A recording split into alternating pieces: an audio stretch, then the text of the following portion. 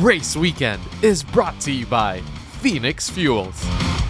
Make every trip come alive with Phoenix Fuels, now with Pulse technology. Tuason Racing and its prime mover, JP Tuason, have had a fantastic year, debuting the Formula V1 Challenge.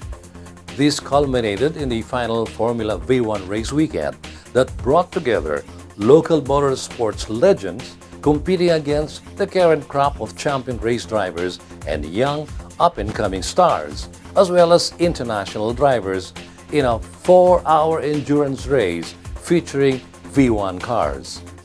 Adding to the fun and excitement of the one glorious race weekend was the track day, getting people to try out their cars, including some really hot supercars, on an honest-to-goodness racing circuit. We have all the highlights of this day for you up next.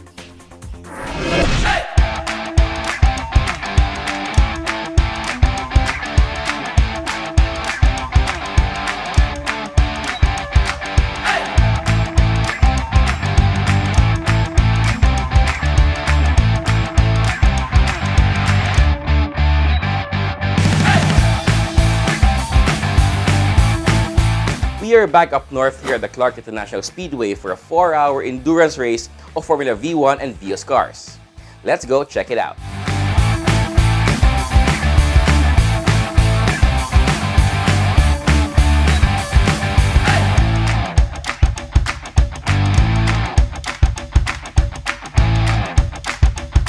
After a dramatic and successful debut year for the Formula V1 Challenge, Tuason Racing School held one final race weekend for motorsports enthusiasts at the Clark International Speedway. And it was a doozy. It's called the Tuason Racing School Race Day, and it was highlighted by the Ultra 4-hour endurance race at the Clark International Speedway. So this weekend we have the Ultra 4-hour endurance with the GT Formula cars, and it's a totally different program from what we've done in the past. The past were basically sprint races where it's one driver, one car for the whole weekend, accumulating points for the series. This weekend is a endurance race where we have one car and a minimum of 3 drivers. So over 4 hours there are several fuel stops, several driver stops, and it's all about strategy, not necessarily speed. Aside from the Ultra 4-hour endurance, which also saw 2018 Vios Cup racing teams and cars participating, the Tuason Racing School Race Day also featured Track Day, something like a Run What You Bring event for those who'd like to experience their daily rides on an honest-to-goodness speedway, as well as other off-track activities for the enjoyment of families.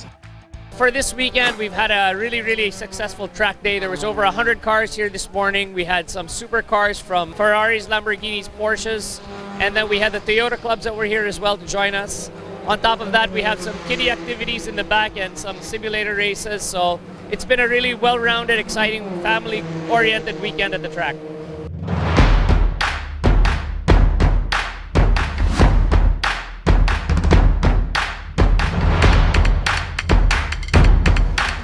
The Tuason Racing School Race Day turned out into a virtual motorsports festival that drew legends from local motorsports to battle it out on the track with the current crop of stars of local circuit racing, up-and-coming drivers looking to level up in their racing careers, as well as international drivers, established names, and those still looking to make their own names in the regional motorsports scene. It's really a motorsports festival to celebrate local motorsports. Now, we have almost 60 drivers participating this weekend, and we've got drivers that are legends from the older days. We've got Jojo Silverio, we have Luis Ramirez, we've got one of the great drivers, Carlos Anton, and then we have current drivers who are very good, like Tyson C. We have Daniel Miranda, we have Luis Gono, and then we also have international drivers. So we have drivers from Finland, from Germany. We have a Japanese driver here from the Japanese GT Championship, Motojima, who's actually leading the race. And finally, we have a lot of up-and-coming drivers that are here as well. We've got Sean Smith, who's a fantastic young driver, and he's joined on the track by drivers like Stefano Rivera, Alex Perez, and we believe that we'll find a lot of great drivers for next year's season this weekend.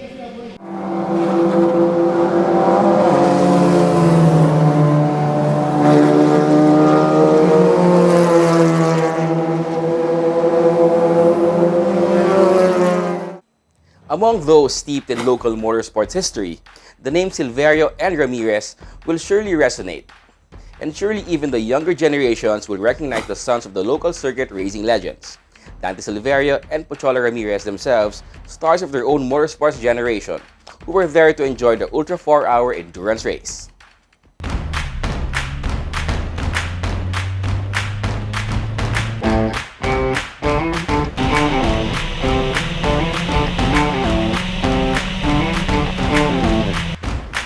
For Jojo Silverio, it was just like getting back on a bike after a long hiatus. Well, to prepare for the race, the last few sprint races, I've been helping out Stefan Ramirez. I was able to get some track time, but besides that, my track time is really during the race. So after about 5 laps, 8 laps, only then I felt comfortable in the car, no? But it's like riding a bicycle, you know, you don't really forget it. But then again, a lot of rust right now, so need more practice, especially if you want to compete against young drivers now. They're very quick. For Louis Ramirez, driving the Formula V1 car was like stepping back into the early days of racing when electronic driver's aids were non-existent. Oh, it's fantastic. The car is really organic. It's like an old race car. There's no driver aids. It's really fun to drive. Even for an aging driver like me, it's a little more difficult, but really lots of fun, lots of good racing. While the oldies but certainly still goodies were all about enjoying the moment and the memories, the current stars were all serious about racing and the winning.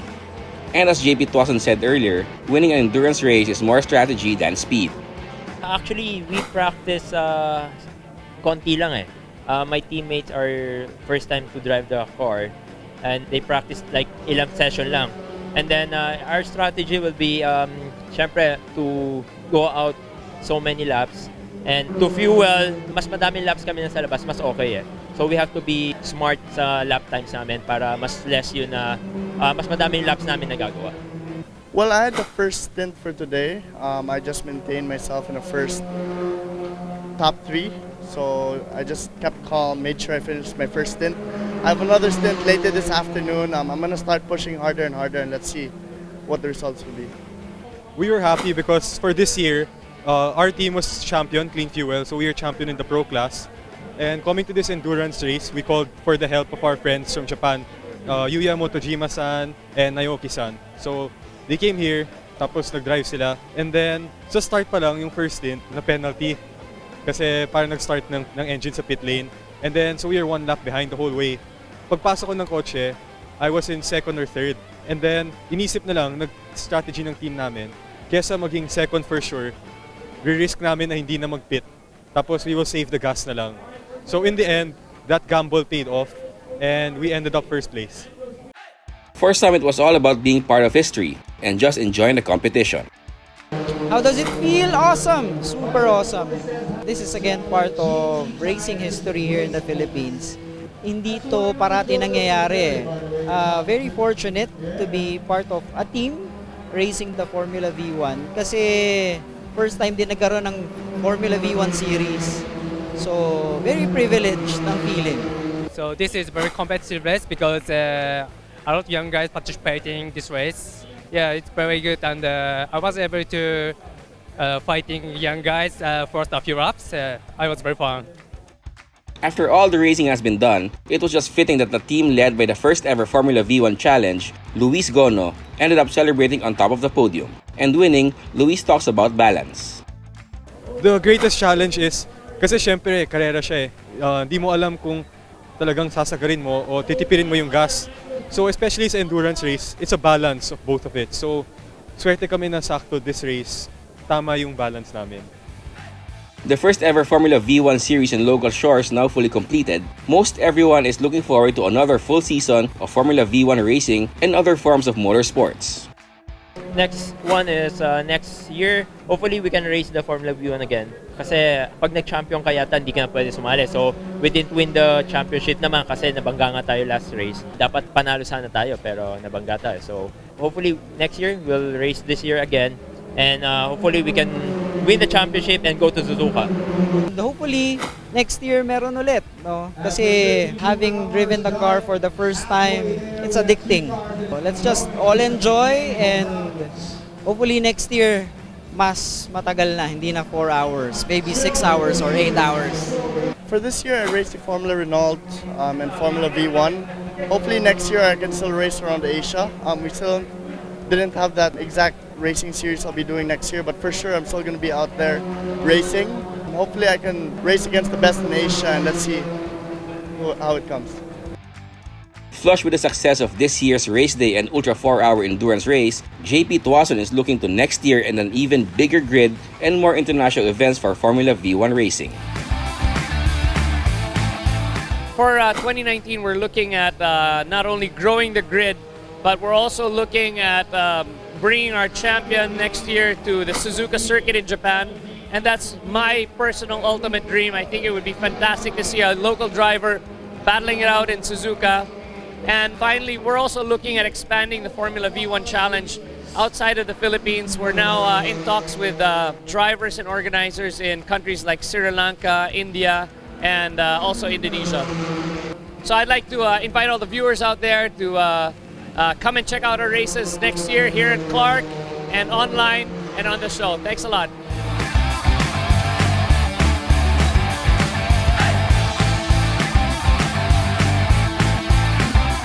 And that does it for our coverage of Tuason Racing School's race day. See you next week for another endurance race highlights. I'm Ray Louis Gamboa.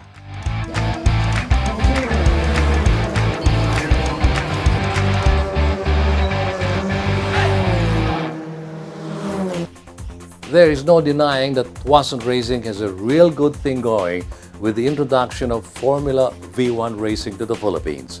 And here's hoping the success of this year continues in 2019 and all succeeding years. This week's feature on Race Weekend has been brought to you by Phoenix Fuels. Make every trip come alive with Phoenix Fuels, now with Pulse technology.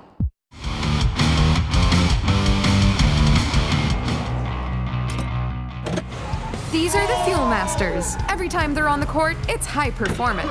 Every time I'm on the road, I can also expect high performance from Phoenix Fuels.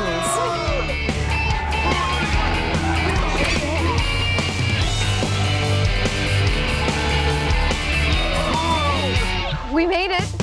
The next generation Phoenix Fuels, now with Pulse technology, delivers enhanced power and acceleration to make every trip come alive.